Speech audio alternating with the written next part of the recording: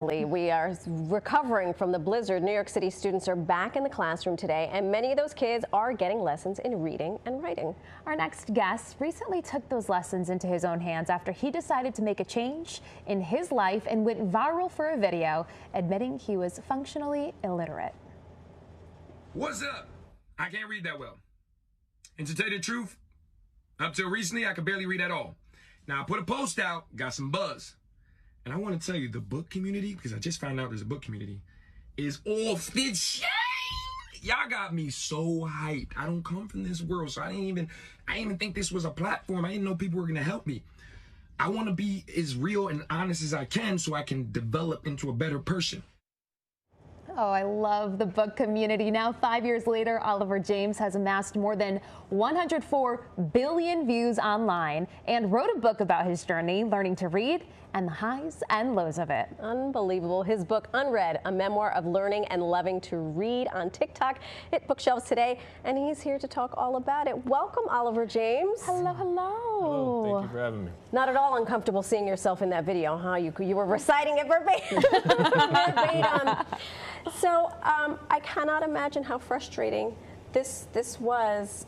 What was the catalyst to take on this journey of reading, which so many people take for granted, I think? Freedom. Honestly, when you don't know how to read, you're kind of tied into like a little bit of like a prison in your own mind. So learning to read gave me an escape to be able to take care of myself. So, what made you bring that journey with you on TikTok? Another part, freedom. You know, the stigma behind like learning to read as an adult is real. You know, like we don't talk about it. So I was like, well, let's talk about it. Yeah. Let's put it online. I think you gave voice to a lot of people who were insecure or didn't know where to turn to. So congratulations for doing that. You graduated from high school. How did you manage to do that with an inability to read? Well, I was in special education, so it wasn't really focused on education at the time. It was behavioral health classes where they were allowed to put their hands on you, you know, kind of subdue you up, harm you a little bit to make you behave. So they focused more on the physical part of education, not the educational part. So, yeah. Part of that, I wonder, I'm a former high school English teacher here in New York City, and my understanding with some of my own students, they would act out because they were frustrated because they did not know how to read or they couldn't comprehend the lessons that were in front of them. Was that part of your experience at all? 100%. Yeah, you have to, as kids want to, humans in general, that's why we have social media. We love attention. It's like the #1 drug, right? So if you're not going to get it in a way you know how, you're going to do it in a way you know how. So if you know how to act out, you're going to act out. Did you have a teacher in school that made an impact on you, or was it just... Yeah, you know, not so much of a teacher, but a school. I went to a school in my town. It was a school for kids with special needs.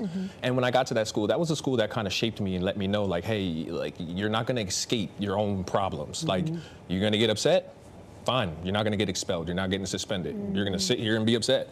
And that kind of molded me into a new person because they were like, they worked with my problems, not against them. Because no matter where you go, your problems are going to follow you. Until you figure them out. So in your memoir, there are 3 specific books that you mentioned that were crucial.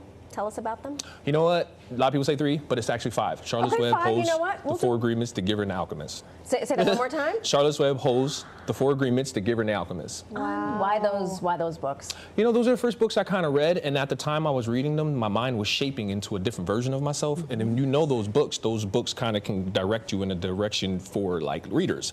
So like, especially like The Alchemist, going on journeys, especially like The Giver, getting information. Like, wasn't I in that same journey? So those things kind of played right along with me. I love it. Do you have advice for others? Because I'm sure so many people, like we said, see your story, connect with it, maybe in the same shoes that you were in at one point. What's your advice for them?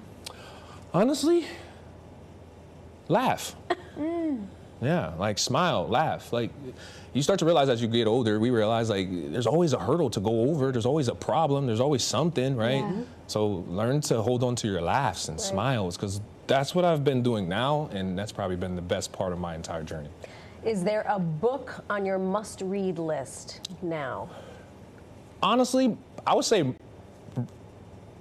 Harry Potter is a book that I want to finish because it's just like everyone read it, so I kind of just want to know what they're talking about. And then my book, I read my book, but I want to read. I audiobooked my book because I don't know how to read it that well. Yeah, so I listened to it. But I want to read it. You want to read it, read Yes, it. that's what I said, yes. Fantastic. That's the ultimate goal. Beautiful goal. congratulations, and thank you for sharing our story, not only with us, but with so many other people. Thank you. All the Thank you. TikTok. Oh my God. Congratulations and Thank best you. of luck in all your future endeavors too. Thank you. Appreciate it. You at home, pick up a copy of Unread by Oliver James today.